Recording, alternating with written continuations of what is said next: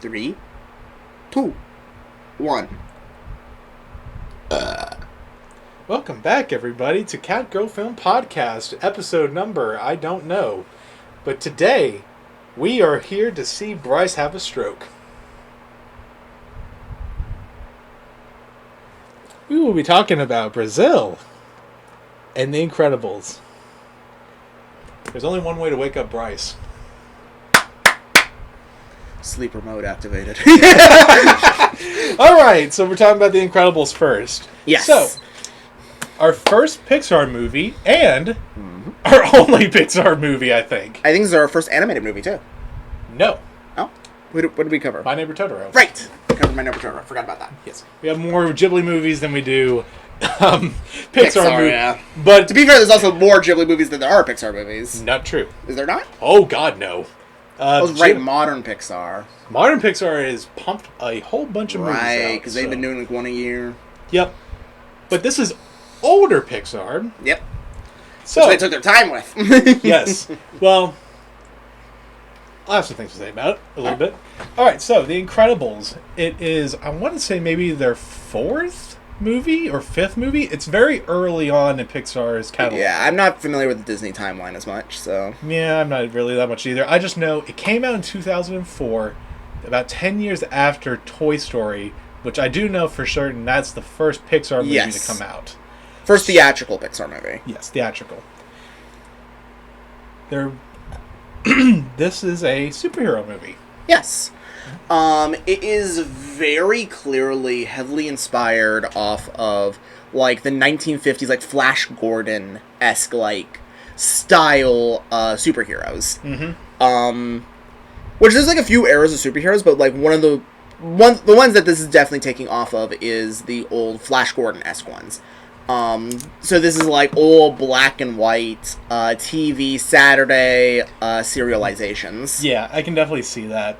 Like, I think the director has said multiple times, like, I'm basing this off of my own childhood, seeing classic, like, say, Green Horton, yes, Superman, Batman-esque type of movies and TV shows that he grew up watching as a kid. I think this leans a little bit more into slightly earlier than that. Yeah. But you definitely can see the influence of, like, 1960s Batman. Yes. But I do think it leans a little bit more heavily to a little bit earlier. Which is during the, serialization periods, so. Yeah, like. Which led into the, camp. Yep. Which were deep Hays Code, so. Yep. Alright. Do you have any experience with The Incredibles, if any at all? Or Pixar in general, I guess. Since this will probably be the only time we'll ever really talk about Pixar in this channel, say for maybe after our top 50. Yeah, because we might talk about some Pixar stuff. Like, I wouldn't be surprised if we talk about Toy Story or something. Maybe, so. yeah. But, I mean, I guess I could say Pixar is one of the most, if not the most, iconic animated... American animated studio. Animated studio. I mean, Disney, of course, can give it a... Well, Disney is obviously up there, but Pixar, for a time, was separate from Disney. I mean, it was maybe a few years after The Incredibles came out, but originally Pixar was just on its own, and then Disney was the distributor. Like, they were just the ones that were like, okay, we'll help distribute this movie for you. So, I was never a big Pixar or even Disney person growing up. So I think I saw The Incredibles, like, once when I was younger. Mm-hmm. And honestly, like, it basically was to the point that this was a new movie for me. Because I had seen it, but this was basically a new movie, so. Yeah, I saw this for the first time when I was, around kindergarten, I want to say. Like, it was 2004 or 5. I mean... So around when it came out. Yeah, around when it came out. And I do remember it vividly. Like, my cousin, she used to babysit me and my brother. And she would bring us Domino's pizza. Like, this is just a core memory for me. We would bring out the couch, the pull-out. Pixar movie. Yep. We would pull... Wait, Pixar. Core memory. That's a Pixar movie? No, not the name of it, but I'm paying reference to Inside Out. Oh. Now that one I don't remember that much anymore. Yeah, I think I've seen it once. So. I only seen it once. Anyways. Yeah, we would bring out the pull-out bed from the couch, and then we would all watch the movie. And core memory. That's how I also watched The Goonies for the first time. Ah. Very similar. Nice. So this movie does have a very special place in my heart because I saw it that long ago. My mom loves this movie. It has been a long time, though, since I have seen this movie. I think I saw this movie once within the last 10 years because I did see the sequel to this movie in 2018 in the theater. Maybe we'll talk about it in the podcast because I have a lot to say about that one. I'm not a big fan of it, so fair warning on that part. But The Incredibles, I do remember still loving it when I rewatched it back in 2018 preparing for it. But then when I rewatched it for the podcast, it's now okay. So there is a few things I want to say about it. Some that has aged very well, and some that has not. And I don't know if you'll know for sure what I mean by when in terms of aging. Not well, I have this like feeling dated, but we'll get to it. Yeah. So, I guess we can go ahead and start with the writing. So yes, as I paid reference to, this is very heavily inspired off of this 1950s going into 60s-esque mood. Mm-hmm. Both in settlement, because I'm pretty sure they're trying to have this movie set during that time period. Honestly, I can't say for sure, because in the beginning of the movie, yeah, it's kind of like 1940s heading into the 50s type of thing, because it's very much influenced on like some of like the McCarthy-era Cold War stuff going on. But when you get to the time skip after the first little bit, it kind of doesn't know where it wants to be at. Is it wanting to be in the 60s? Does it want to be kind of in the 70s? I don't fully know. Because the sequel, I do remember, yeah, it's now very much set in the 60s. Okay. But in this movie, I kind of don't know for sure. They don't say any definite years. They don't say a definite year, but it's kind of muddy and stuff. Yeah. Obviously the tech in it, because there is science fiction tech. Yes. But the science fiction tech is definitely handled like as science fiction tech was handled during the 60s. Yes. I just realized something. We probably should go over what the plot of this movie is before getting into what it's influenced by. So, this does follow a family of superheroes. Where, long time ago, there was a superhero guy, there was a superhero girl. Well, how about this? Like, there was an organization of actual superheroes. They were essentially ran by the government. Like, hey, these superheroes will help the law enforcement to, keep bad guys from doing bad things. And then, well, one thing led to another to where eventually superheroes were being sued by the public. Yep. People were mad at them for causing damage and stuff. Like, it's imagine, say, like the Avengers, if they actually were held accountable for all the destruction that was happening in major cities. Until eventually where they decided, we're just going to ban superheroes entirely. So then we have the jump skip to where all superheroes are basically living among us. Yep. And pretty much, we're following one superhero, a former superhero, wanting to relive the glory days. Mm-hmm. And so he's eventually recruited to potentially bring back superheroes, but there's a darker side to it. Yeah. Okay, now we can go over what the movie was sort of based on, like at least took a large amount of influence on. So I can absolutely tell that this took heavy inspiration from the comics of Marvel for the time period. Yes. Because number one, alone, a lot of the superheroes mimic superpowers of notable Marvel characters. Yeah, Samuel L. Jackson's character is obviously he's from a freezing superhero type character. So he's Iceman. Yes, he's Iceman. Then obviously we have Elastigirl, Mr. Fantastic. Mm-hmm. Then we have Dash. That would be the Flash, but that's DC. But it's generally superheroes in general. Yeah. Then we have Violet. Invisible Woman. Obviously. Then we have Mr. Incredible, who is being a combination of the Hulk and the Thing, in my opinion. Yeah, I can see kind that. Of a combination. I would say more the Thing than anything. I mean, his general superpower is super strength, but he does actually have a weird superpower that isn't fully mentioned. He is very good at detecting danger, weirdly enough. There's actually like behind the scenes stuff in the movie. Like if you had the DVD and stuff, because back then DVDs had like really good special features and stuff. Yeah. So like you would actually be able to see case files of all the superheroes and what all they were able to do. It was actually pretty interesting. Like it just breathed new life into the world of the Incredibles. But besides the point, his main feature, like his main superpower, is literally super strength. Yeah, that's what most people know. So clearly, there's a lot of inspiration taken from that. Yeah. And we're also looking at as well, kind of the general plot behind this, which is focusing on shoot, I'm forgetting the main villain's name. Syndrome. He's following very heavily the X-Men plot. Because it's following it almost beat for beat, but kind of like slightly twisted, where the goal is basically the eradication or the normalization of supers. Yes. Which supers are handled a lot like the X-Men. Yes. Syndrome is like the opposite of Magneto. Yeah. Like Magneto, he hates humans because of what... Well, at least like his basis is like he's a Jewish Holocaust survivor. Mm-hmm. So it's basing on like the Holocaust survivors' revenge on the Nazis. Meanwhile, in the X-Men, it's like the opposite. Well, it's like pretty much where mutants are being being oppressed by non-mutants. Or I'm oversimplifying this. I apologize. Syndrome hates supers because of what Mr. Incredible like. Syndrome is basically like a rejected fanboy incel. Yeah. I guess that's the best way you can describe him. And he hates supers so much that he wants to eliminate all of the actual supers, so eventually he can become a super in his own right, even though he has no superpowers. Yeah. He wants to, but he can't. Because he just doesn't have it. And... yeah, so this follows very heavily like the old Marvel inspiration. So you can see the person who wrote this was definitely like classic comic book fan. Yes. Because of the beats that it's following. Very loosely, I should say. It's not like, obviously, we're not seeing effing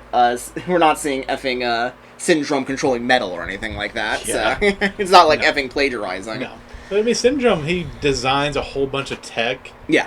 That is really, really, really impressive. That's how he got his money, like to buy his whole island and an army of his own army. He was just selling weapons to whoever wanted to buy them. So it could have been, say, the Soviet Union, the United States, or so on. Yeah. But then he would use that money and his tech in order to kill all supers. Yep. That's like the big climax, like the big revelation of the movie.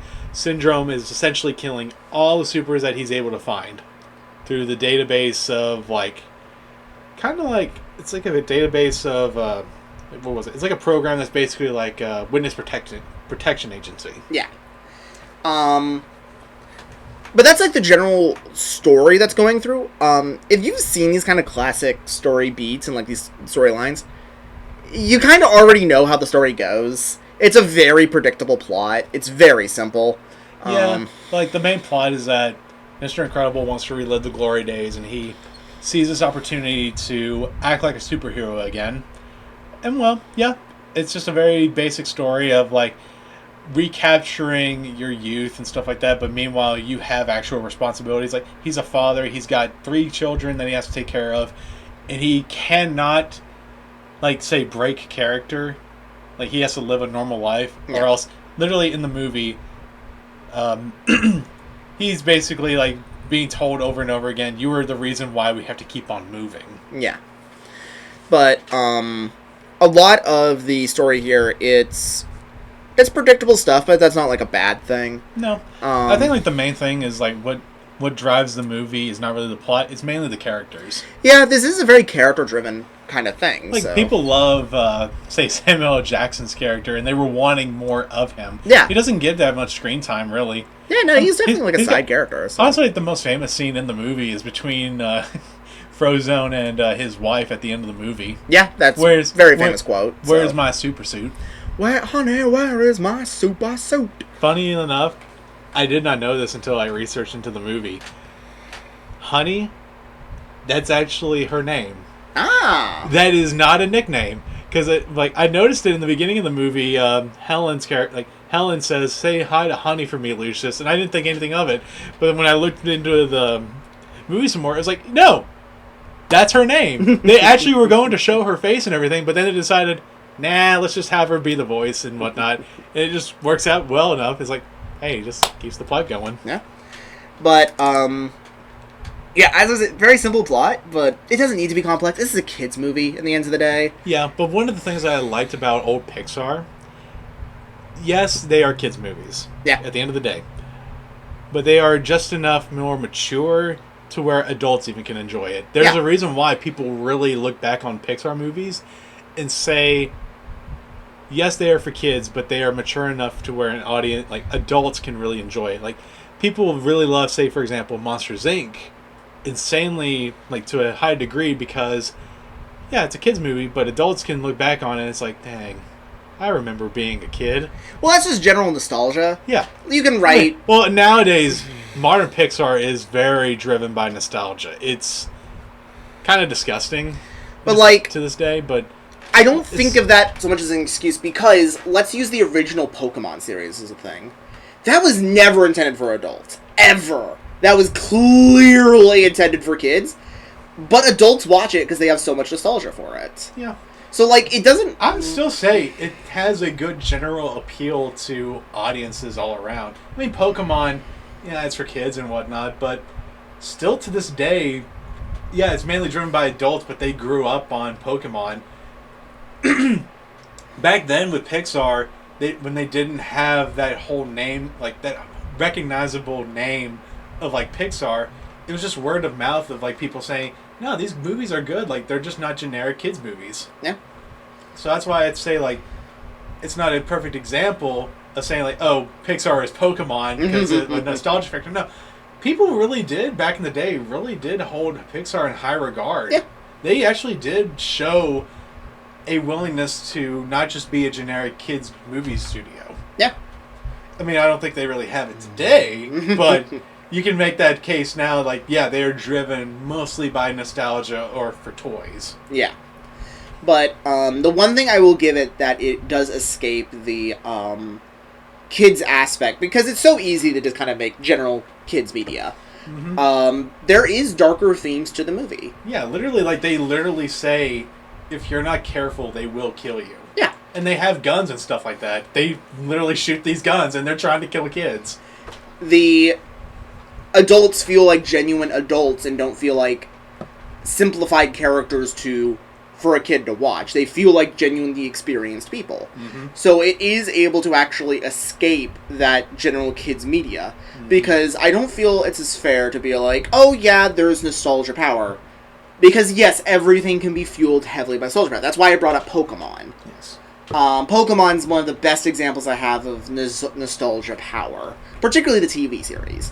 Yeah. I can't speak as much for the games. Maybe for the games, because there was a time when Pokemon Go was really popular. Yeah. And people, I remember in high school, bringing out their old Game Boy Advances to play the Pokemon games. Yeah. But Pokemon's one of those that has that heavy nostalgia to it. And I don't feel it's as fair to compare it for this movie. Hence why I feel like when you go like, oh yeah, then the adults can go back and watch the movie. Yeah, that's true, but I don't feel like it's as big of an aspect. I wouldn't even say, like, it's marketed towards kids in general. Like, there's movies out there that are heavily marketed just for kids. Yeah. But Pixar, back in the day, they were really willing to, like, say, yes, kids can watch it, but hey, you are just as capable of watching it and getting a lot more out of it if you're an adult. Yeah, because I feel it's much more accurate to say its target audience is a kid, but they kept adult viewing in mind because they knew a parent would watch this with their kid. Yes. So they do have aspects in there. One of the best things I have for that, something that as a kid they would watch and just kind of glance over and not really care about, but is good reasoning, like good reason to write a sensical plot because it would bring a parent in, is The Affair. Yes. The very heavily Helen's character, Elastigirl, like she's driven heavily through the plot believing that her husband is having an affair. Mm-hmm. Something a kid would completely glance over, that they wouldn't even think twice about it. Mm-hmm. But a parent watching, it's like, oh, this is driving the plot. This is something for me to engage with. Yep. So that's where I feel like the strength comes through. Yes, there's a lot of nostalgia there, obviously, but when we're talking about kids' media, that's something that's much more important to talk about, I feel. Yes. Because anything can have nostalgia. Mm-hmm. Anything can have nostalgia. If you observed it as a kid, you might be nostalgic for it. Yeah. So I don't feel it's fair to talk about nostalgia. Nostalgia is never going to give strong power. It should be ignored. Mm-hmm. If something has nostalgia, it should just be ignored. Yes. You should have it on its own merits, and I have personally no real nostalgia for The Incredibles, unlike you. Yeah, I know. So when I'm talking about the writing here, I cannot speak from a kid's perspective. Yes. Because I was not a kid during this viewing. Yeah. So for you, talking about nostalgia is very important, because it has such a high aspect for you. Yeah, in one way, yeah. Like, looking back on it, yeah. But I was trying to at least review it in the perspective of, hey, I'm older now and I want to see on its own merits. Yeah. And it's like, yeah. I'm just trying to... Yeah, I get it. I get it. I still think, like, the writing, still good. Like, it's still, generally speaking, it's competent. Yeah. As an adult, I would say going into this, you are not going to be surprised by anything that happens. There's a couple of twists that happen in this movie, but you can see them from, like, a mile away. Because, like, there's the main character, it's, like, Spectre or whatever. Not the main character, but, like, the villain's henchman or whatever. It's, like, called Spectre or whatever the heck. Oh, forgot her name. Dang. But, like, you know who I'm talking about. And you're watching, it's like, okay, she's working for the villain the moment you see her, and then you're like, okay, she's doing all that, and then something happens, like, okay, now she's gonna side with that, like, something happens, and you can immediately see where the story's going. Yeah. So you're not watching this for the story plot, you're watching this for the characters, and how the characters are acting. Yeah. So, because of that, the writing itself is much more character-focused, and I think they actually made some genuinely interesting characters, with genuinely interesting aspects. Talking about the characters, I do feel some of them are really strong, some of them are weaker. What's a weak character in your I thought I was into Violet, because I can see a bit of what they were trying to do for Violet, but I don't feel like they did much with it. So for me, I kind of see where you're coming from, but I understand what Violet is trying to be. Yeah. Like, her superpower, it's very simple. It's being invisible, in which literally her character literally is she's always invisible to everybody else. She is actively just living in her own little bubble, and her whole character arc is basically trying to open up more. And I mean, it's symbolized at the end of the movie, like, her hair is parted over and now she can be fully visible. It's not very much talked about or even really shown hardly much in the movie, so I can kind of see where you're going. It's expedited very quickly, because it just kind of feels like it happens. Yeah. They don't give the justice for that in comparison to her brother, Dash. Yeah, where his is very simple, so it makes sense that it just kind of happens. Yeah. So that one, I'm like, okay, that's done well. They didn't want to give much airtime to Dash's. It's a very simple story. It's just he wants to compete in sports, and he needs to show that he can limit himself. Yep. That's it. Or at least, like, show that he has the capability. Yeah. Like, just to prove to others that he's capable of doing so much. Yeah. So that makes complete sense to me. It's like, you know what? You handled Dashes correctly. Violets, in perspective, they give them about the same airtime, I would say. Dash and Violets. That's about the same. Yeah, about the same. That may be slightly more for Dash because he has more action sequences. And that's about it. Yeah, like, he literally has a whole chase scene. Yeah. So, like, that's about it, but that's not character development, that's just an action scene. Yeah. But Violets is a lot more complex. Yeah. And they don't give it the airtime I believe it deserves. So because of that, it comes across as weaker. Yeah, I can see that. In comparison to that, like, one of the strongest characters they did that for was Mr. Incredible. Yeah. Mr. Incredibles has an amazing character arc through the whole thing. I do feel there is a bit of expediting, but I feel like it makes total sense. Yeah. I'm not going to blame the movie too harshly for his expediting, because it does, because it makes sense within the storyline why they did it. Because it's when his sudden change of heart when his family dies.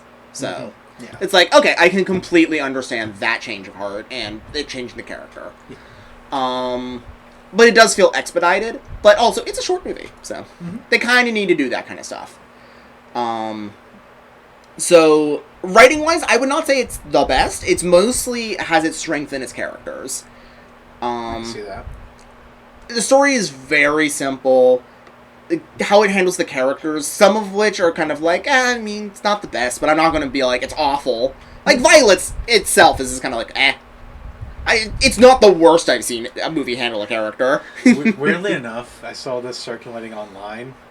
It was a guy that was saying, when I was younger, I was really obsessed with Violet, so I written a letter to Pixar confessing my love to Violet. And he got a response in return, a letter saying thank you and all this stuff, and he got like a printed image of Violet, like the 3D model of Violet printed out, and it's just like, who do they think wrote this? Like an adult or something? Because this was like really weird to send a picture like that.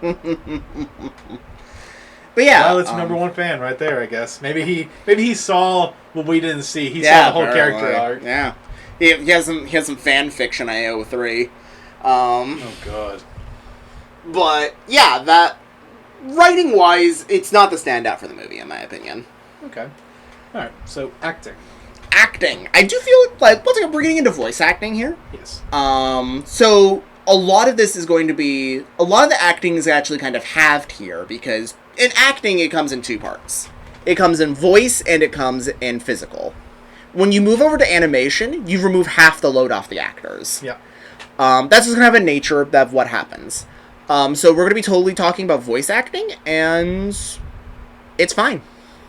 I mean, you have a star-studded cast. I mean, you got Laura Hurd playing as Invisigirl. Yeah. It's playing as Helen or Invisigirl. I forgot the voice actor for Mr. Incredible, but Samuel L. Jackson. Yeah. He is Frozone. And a lot of people, like, one of those criticisms I've seen about this movie is that Frozone does not get enough screen time. Yes, he is probably the best acted character. Because he just stands out so much. He's Samuel Jackson's a very, very funny human being. I know who the actor is that plays Syndrome, but I can't remember his name. Dang it, I don't remember his name now. Yeah, for the most part, I would say most of the characters' voice acting wise is... I mean, they're not generally voice actors per se. It's just they're all well-known celebrities. Yeah. In their own right, and they do a good job. I mean, like, they're not like, say, celebrities just to be put in for celebrity's sake. Like, yeah, this isn't the Mario movie. Yeah, this ain't the Mario movie. However, there is one acting role that I kind of do want to mention a little bit. All right. Edna. Okay. Edna's pretty well acted, I would say, yeah. Do you know who voices her? No, I did not. I did not look at the cast for this movie. So, the funny story is all right, so the director, Brad Bird, he was trying to find the right person to voice Edna. He scoured everywhere, and he's like, nobody can do it right. So he did it. It's Brad Bird voicing Edna. And honestly, I can't picture anybody else doing it. Yeah, no, that's fair, yeah. That's why it's just... She's so memorable to me because of her voice, and also, like, it goes back into writing, but just her character and her mannerisms. It's like, it just feels so right. It's like, it's just a very memorable character to me. It's like, I cannot think of this movie without her at all. That's fair, yeah. But yeah, generally speaking, like, other than that, the acting, it's just good. Yeah, Laura Hurd is good as Invisible Girl and whatnot. It's just good. Samuel L. Jackson doesn't really give a bad performance. Samuel Jackson's definitely a standout, and outside of that, everything's kind of fine. Yep. And production. So production. It's about the animation. This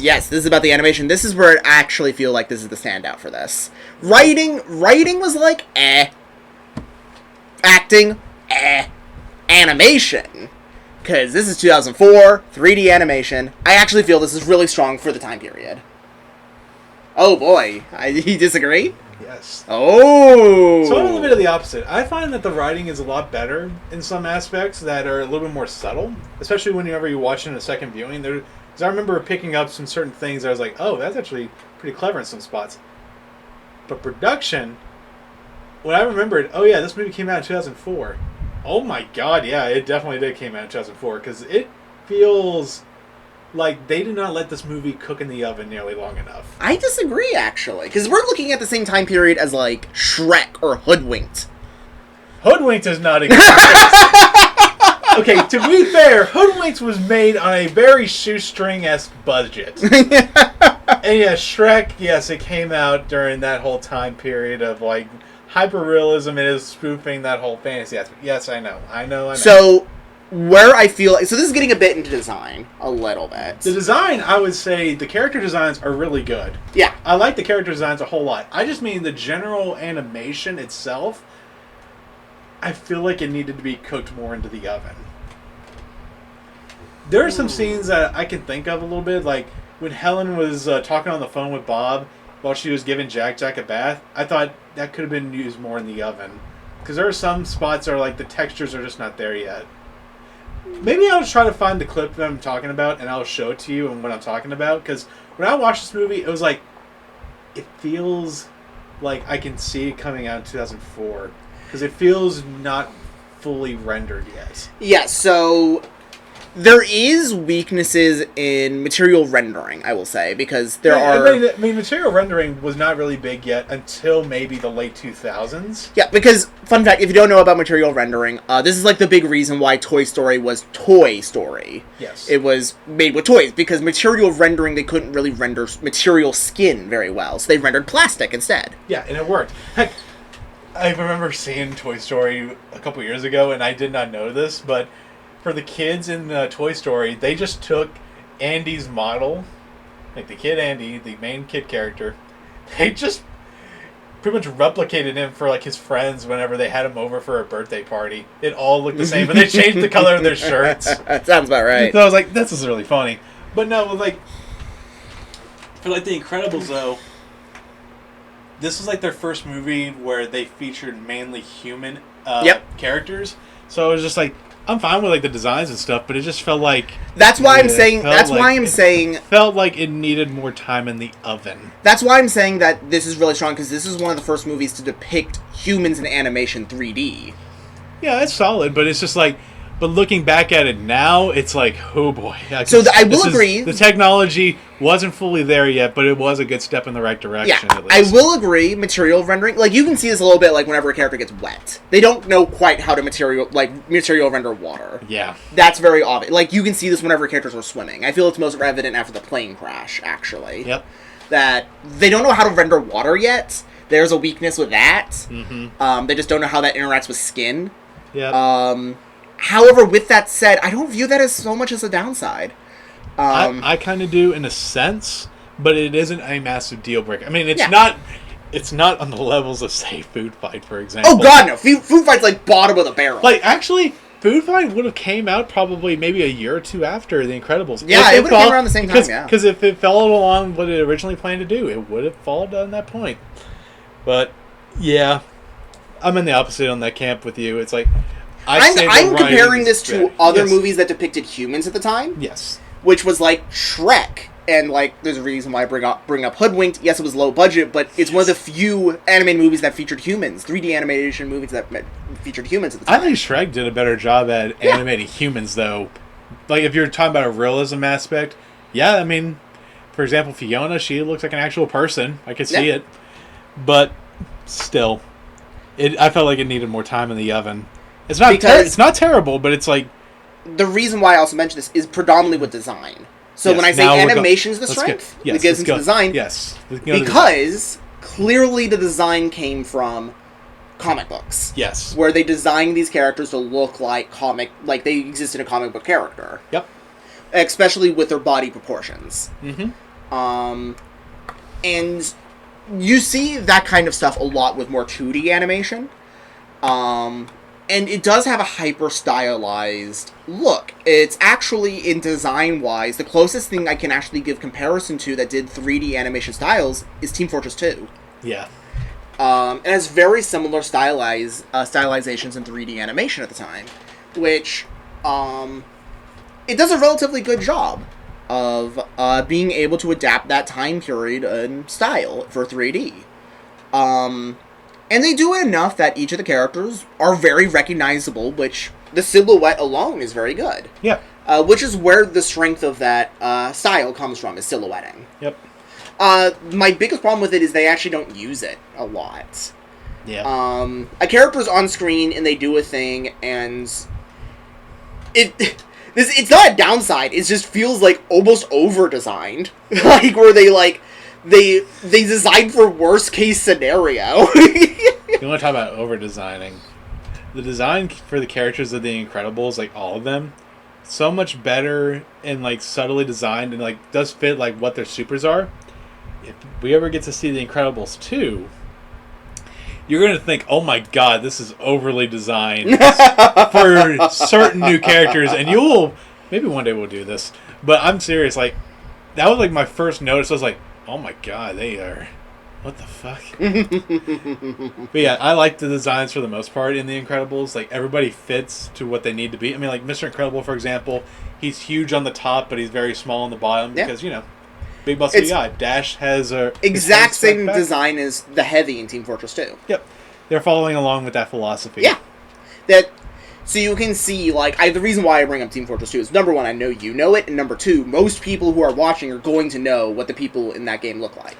Yeah, it's been referenced a bunch right now. Because I could reference animations from that time period, but I don't know how many people have watched Wacky Races. Good like, yeah, that's a very interesting reference right there. I don't think anybody would know that one. So, like, I could bring that up, but, like, the characters I bring up for that, people aren't going to know. Yeah. So, it's a divide in source material that's very hard here. Because, once again, what we're talking about is 70 years removed. So, like, for some people, it's hard to talk about that kind of thing. So. True. Would you recommend this to people? I'd say yeah. Yeah, it's general. It's a generally unoffensive movie. So. Yeah, I'd say so. Like, this is just a generally speaking, like, this is Pixar when they were starting to reach their peak. I mean, it's like, generally speaking, like, if you want to talk about good Pixar movies, I mean, you got Monsters, Inc., I mean, Toy Story, and I would say The Incredibles falls under that category. Yeah. It's good. How would you rate this out of 10? That's kind of hard. I would probably say, like, a 7. I'd say usually about an 8. That's what I kept it as. Well, that's fair. Yep. It's a fine movie. Like, if someone came to me and was like, yeah, no, I really like this movie, then I would be baffled if someone came to me and was like, this is my favorite movie of all time. I would be like, you have not actually seen enough movies. I mean, I'd still say generally, if it's, like, a very mainstream movie, sure, you can have it be your favorite of all time, but I still might ask, how much movies have you actually did see? But yeah. That just goes generally for Pixar movies, though. Because if someone comes to me and is like, my favorite movie of all time is, and then gives me a Pixar movie or like a DreamWorks movie, I'm like, okay, you've not actually seen a lot of movies. Sometimes that can be true. Alright, so, moving on to our other movie, Brazil. Yes. So, a few episodes ago, we actually talked about another movie with the same director, Terry Gilliam. Yep. I did not know much about Brazil until I saw Terry Gilliam, and I was like, oh, okay, I should be in for a good time then. Yep. Very good director. Yep. Doesn't have, like, a significant number of film credits. Not that I can think of, no. Yeah, it's very sparse. But this is one of them. Yep. Alright, so what is Brazil about? So first thing you gotta know, this is one of those movies that has the bullcrap title. The movie title has nothing to do with the movie.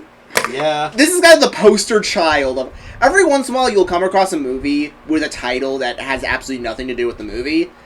Brazil is the movie that people often reference to be like, movie titles have nothing to do with the movie. Yeah. I still don't know why. I'm pretty sure there's, like, some interesting trivia thing you can do to be like, why is this called Brazil? I mean, there's the title of the movie. Well, the movie has, like, the song that's literally... Brazil! Yeah, but other than that, I don't see anything tying with Brazil, I guess, unless you did a deep dive into the song itself. Maybe there's some thematic thing with it. But it's Terry Gilliam. Terry Gilliam has his reasons. God knows what they are. That's true. There's no possible way to ever decipher what Terry Gilliam was ever thinking. Yep. But the movie is essentially, from what I was able to understand, it feels like a satire comedy version of 1984. Yes. It is if Monty Python did 1984. I can see that. It obviously does not have the full cast of Monty Python. It only has, like, a couple of people. And they typically play, like, some pretty side characters. But in the end of the day, it's Terry Gilliam, who was the big director for Monty Python. Yep. Alright. So, writing. Yes. This is following the plot of a mid-level bureaucrat, basically trying to dodge a promotion. Yep. Until he finds what is essentially... the woman of his dreams. Yeah, like, the love of his life. Yep. And him going through everything in his effort to be with her and basically destroying his life in the process. Yep. Because originally, like, his life is pretty bare bones. Like, it's just going with the flow. Like, I think there's a very powerful moment in the movie that really explains the character. It's during the dinner scene where the bomb blows up. Yep. And the mom is basically yelling at him. It's like, you got to want something. Because she's just trying to give her son something to be proud of. Yep. And he's just like, no, I want nothing. There is nothing in this world that I want. He is a mid-level bureaucrat. He is someone who goes to the office, does his job, and does it very well. Like, the movie paints him as, like, actually very competent at his job. Yep. And he just wants to do that. There's another moment in the movie where he's just like, someone's like, oh, you don't do anything there. And he's just like, thank God I don't. Like, weirdly enough, whenever you say, like, he's making his promotion, like, trying to get a promotion, but it ends up ruining his life. Yeah. It's kind of like the opposite without, like, say, here in real life, where you constantly want to make that promotion or, like, get higher up in life. And you would be rewarded for it. In this world, you're actively punished for it. Yeah, you're actively punished for being promoted. Yep. So, I don't know, it's kind of like, it is definitely satirizing that whole, capitalist mentality of constantly having to grow, or I guess in the Ed, Edd and Eddy version, going up. That's a reference for you if you ever saw one. But, yeah, this is very interesting. You just brought it up there, but this is very interestingly a weird, like, critique on bureaucratic capitalism. Yeah. I mean, one of my favorite jokes, like, they even poke fun at religion a little bit, too, because they had Christ for credit. Yes, I was about to... customers for Christ. Customers for Christ.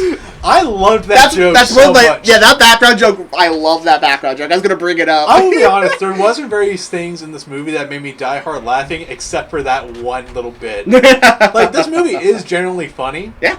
And it's... Honestly, like, the plot for me, I did find I had a hard time following it, but as I was starting to watch it, I was like, okay, now I get what they're trying to do. Yeah. And it is pretty funny. But yeah, I'd say, like, my whole thing was like, I did have a hard time following the plot. Yes. That plot is very confusing, and it goes into a different direction than what you would think it does. Yes, because it originally is following a man in an office, and there's a fly in the office, and he goes to kill the fly gets stuck in a machine, and it mistypes a single letter. Yep. And the chaos it causes from this, like, massive self-sustaining bureaucratical system of a single error occurring. Yep. Because I do know one thing about Terry Gilliam. He hates bureaucracy. Yes. He really hates it. Mm-hmm. I mean, say what you want about bureaucratic systems, but good lord, they can be a nightmare to deal with. Oh, boy. And the people who hate bureaucracy really hate bureaucracy. Yep. But, like, yeah, it's following this series of lines before it gets to our main guy. Yep. And him trying to sort out the system. And in the process of sorting out the system, he finds the girl he'll fall in love with. Yep. And him trying everything in his power to be with her. And basically him prioritizing all the wrong things. Yeah. And how that utterly destroys him because he exists in a system where you have to dedicate yourself to work. Like, you have to dedicate your life to work. Yep. And he, for once, is trying to not do that. And it utterly destroys his life for once not dedicating his entire life to work. How about this? Like, he's using work for selfish means. Yeah. Which, that happens a lot in capitalist society. You are actively backstabbing people to get higher up in life. Yeah. Meanwhile, over here, he's actually being punished for selfish desires. Yep. Man, if only that could happen in real life sometimes. The other thing to really note is that this movie features a lot of surrealist aspects. Yes. Those dream sequences are very odd. So, you'll notice one thing, especially if you watch our older episodes. I am very critical on surrealism. Because I am, as odd as it sounds, a big fan of surrealism. And I find that a lot of film does not handle surrealism, in my opinion, properly. Mm-hmm. So this movie actually handles surrealism in a way that I like. Because there is actually a lot of interesting subtlety to the surrealism scenes. It's not surrealism for surrealism's sake. There is actually a meaning behind a lot of these, which I'll talk a little bit more when we get to design. But there is actual choices they make. Like, I'll give a good example of this. Do you remember the scene where he's trying to fly away and chase the girl of his dreams, and suddenly the floor shapes and grabs a hold of him, and is begging him not to let him go, begging not to go, which is symbolizing his boss, who signed away the papers to not allow him to be promoted, basically stopping him from being able to fly. And, like, there's actual actual surrealist symbolism going on there that you don't see with a lot of surrealist actual media and film that are too focused on being artsy over actual communication. Interesting, yeah. So, that's, like, one of the things I actually really like about that. And obviously I'm going to talk more about it when we get to design. Well, since you say all that, let's continue on so we can get to design. Yes. Let's go to acting. Acting. Weirdly enough, the only actor I really recognized was Robert De Niro. Really? Yeah, he was the terrorist character. Yeah, he actually turned down. I think he was like told he could not be in the the lead character role for some reason, but he still wanted to be in this movie anyway. So yes, he plays Tuttle, correct? Yes, he plays Tuttle. Yes. I know the other actor, like the main character actor, but I forgot his name. But other than that, I actually didn't even recognize any of the other Monty Python crew in that. Yeah, they're very back. For example, one of them plays the torturer. Oh. Shoot, was that, Shoot, what was his name? I forgot. He plays Lancelot the Chase. Yeah, I'm just trying to remember his I don't remember his name, so. Dang it. Okay. I think we forgot his name, too, when we talked about Monty Python. Oh, great. Honestly, though, in general, though, with the acting, it's just good. I mean, it's nothing to write home about, in my opinion. Yeah, no, the acting's fine. Like, it just follows along with it. Like, really, most of it is, like, I really liked the writing of the movie, even though the plot is weird and it is somewhat hard to follow. But generally speaking, the acting, it's competent. It's good. This is one of the very few times I feel Terry Gilliam does not go insane with character acting directing. Because normally he goes nuts with it. This is one of the few times he actually moderates himself. Which is very interesting. This is one of the few times you see that. Yeah. Alright, let's go to the production then. Yes, so production-wise. The set and special effects is insane. Yeah. Good lord. I looked at the budget that he had, and I just thought, how? I would love to know how much did he actually spend on some of these scenes. It's... He had to have actually built sets out of, like, actual dumpsters. I would like to say, actually, he probably made a deal with the devil or something. Like, what on He earth? went back to Pink Floyd to get some money. I mean, hang on. Maybe Brazil came out around the same time as The Wall, so maybe they would have been able to have... I think, yeah, they did come around, because it was around the 80s, yeah. I think it came around the same time, yeah. Well, at least the album The Wall came out in 1979, and then the movie came out a couple years later. But yeah, still... I would love to know what the hell did he do? Because like all around, like this will tie into production and everything, so we can get to like a mixture of this. Yeah. The entire scenery of the city just fits so well. And you want to know what I thought of immediately as I was watching it? What? We've mentioned this before on the podcast. Batman, 1989. Yeah, that's a good call, actually. Yeah. Like, it feels like the Tim Burton style in some ways, but it also feels like Gotham, or just a huge dystopian city like that's described in 1984 with... Yeah, this is, like, the set is a kind of a mix of 1984 and 1989 Gotham. Like, yeah, I can totally see that, yeah. Yep. And it's just so good. Yeah. I'm surprised not a lot of people... Like, nowadays, like, I know Brazil is a big cult film movie and whatnot, but I'm just shocked that it's not referenced nearly enough because of how insane the sets and the production design is done. It's incredible. Yeah. Which, talking about design, it's almost impossible to not talk about design without talking about writing. Because so much of the design ties into the writing. Because there's so many, like, physical or, like, prop jokes. One of the ones I feel is like a good standout is when they're at like a fine diner and they're ordering out all their meals, and they come over with sludge with a picture of the meal on the sludge. Oh yeah, I forgot. That was a good joke. Like it's just like yes, of course. This is like the type of society we're living in now. They don't make a call to it. It's just like it's here. This is our life now. And there's like other absurdist kind of things in there that I love. Like one of my favorite, like blink and you miss it jokes is close to the end of the movie when they walk past a woman who's yelling about him at littering because his papers blow away. And you can see that her dog has tape over the butt. So it doesn't poop. I didn't see that one. Dang it. It's a blink and you miss it. It's just like, it's such a small design choice, and it's so funny. But it makes so much sense in the world that they set up. Oh my god. And the other last thing I feel that really comes into design, the world feels like it's breathing. Yeah. Especially the sets. The apartment, I feel, is like a good example of this. Since you mentioned the apartment, I just remembered another funny joke that I really like. Oh, yeah? So whenever they drilled the hole and stuff, because they were doing that whole raid and stuff. Yep.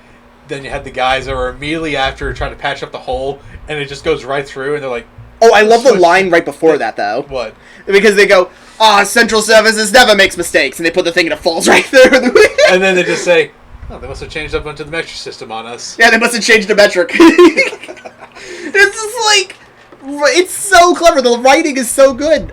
Like, that type of thing to immediately prop-based comedy. Mm-hmm. So, like, Central Services doesn't make mistakes, immediately followed by the simplest mistake. Oh, man. I have not much else to say on those two parts. I think most of all, it's very well done. Like, this is a very, very well done movie. Yeah.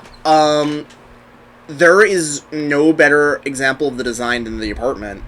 Particularly the scene where he comes back home to the apartment being destroyed by the Central Services air conditioners. Weirdly enough, it feels like the air conditioning is like a giant motif, but it's like there's really no meaning behind it. Yeah, no, like, it ties into nothing. Outside of that, we see Tuttle, who we know is, like, supposed to be the guy who's dead. Yep. And that's it. Oh, man. Would you recommend this movie to people, Brad? Generally, I'd say yeah. Yeah, I would say so too. Like, I would tell people, like, this is a weird movie. Like, not one that you're probably going to be used to, and it's going to be a weird plot to fully grasp on, but once you got it, it's like, okay, you get it. Yeah. Because I would say I generally recommend this to, like, 70% of people. I can see that. Yeah. How would you rate it out of 10? I feel like this should be obvious for you. Yeah. This is one of those, actually, that's a very interesting question for me, because this one shifts from a 9 to a 10 depending on my mood, quite rapidly. Interesting. Because this movie, I have to be in the right mood for it, and depending on the mood I'm in, depends on the scenes I'm remembering. And that adjusts whether it's a 9 or a 10 for me. But I would say generally, most of the time, it's a 10. I might have to rewatch this movie again sometime, because I don't know if I want to say it's a 9. I gave it an 8 on my IMDb. Alright. So I'd say it is generally good. Maybe if I give it another rewatch and think about it again some more, it would probably turn into a 9. Maybe a 10, but good lord, I have no idea for sure yet. Yeah, I'm surprised you didn't rate it a 9. It may turn into a 9. Because this definitely feels like a movie that's very up your alley. Oh, yeah. Like a Terry Gilliam movie that's parodying 1984. Like... I mean, even still, I love 1984, but it's not my favorite George Orwell piece. Fair enough. Is it I'm guessing it's Animal Farm? Oh, interesting. It's not even really like a story per se. It's just his observations on the general working class. Because it's very interesting on what he talks about. Because, like, it's a political piece. Don't worry about it, guys. I mean, if we were going to talk about stories and stuff... I presume it's about the Spanish Revolution. A little bit, yes. Okay. But, I mean, I guess, like, if I had to say, like, oh, favorite story of George Orwell that's actually, like, fiction and stuff, then, yeah, Animal Farm, because it literally talks about revolutions in general. Yeah. I mean, everybody will say, oh, the Soviet Union, but, like, no, it's... You can, yes, the Soviet Union is a very easy piece to go off of, but, hey, why don't you try doing the French Revolution? So, very fun factoid about Animal Farm. Oh, good God. I think I know what's coming. The Americans say it's an allegory for the Soviets. The Soviets say it's an allegory for the Americans. Which I love. Yeah. Just to show. I actually wrote a whole thing about like looking into Animal Farm as like through the perspective of the French Revolution. But yeah, I can definitely see that whole thing of like the Soviets saying, "Oh no, this is critiquing the Americans." Yeah. Honestly, you could just say, "Why not both?" Like just revolutions in general. Yeah. But either way. All right, so that's the ending of our episode for today. Next time, we shall be talking about Speaking of the Soviet Union, we will be talking about the death of Stalin and Willy Wonka and the Chocolate Factory. Yep. Because obviously Willy Wonka and the Chocolate Factory is about communism. Absolutely no communism to be found in Death of Stalin. Oh yeah, obviously not. No bureaucracy or anything like that. It is obviously a very pro-capitalist movie. Actually, some people have made that case for it, but I'm sure someone has. Well, I'll talk more about that when we get to it. Yeah, I have a lot to say about Death of Stalin. I'm sure you do. Yeah. Yeah. Anyway, well, so long, farewell.